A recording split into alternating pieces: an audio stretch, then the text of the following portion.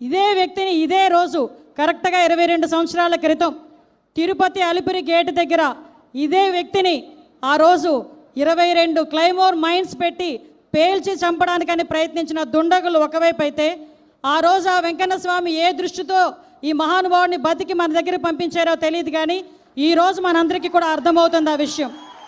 మొన్న ఈ సందర్భంగా నేను చెప్పాలి, ఎందుకంటే అసెంబ్లీలో మొన్న నేను చూసినప్పుడు ఒకటి నేర్చుకున్నా.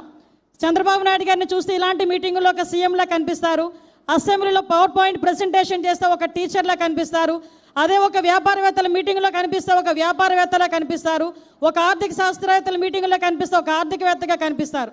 అటువంటి వ్యక్తి ఈరోజు మన దగ్గర ముఖ్యమంత్రి స్థాయిలో ఉండి ఈయన ముఖ్యమంత్రిగా చూడని సంవత్సరాలు లేదు.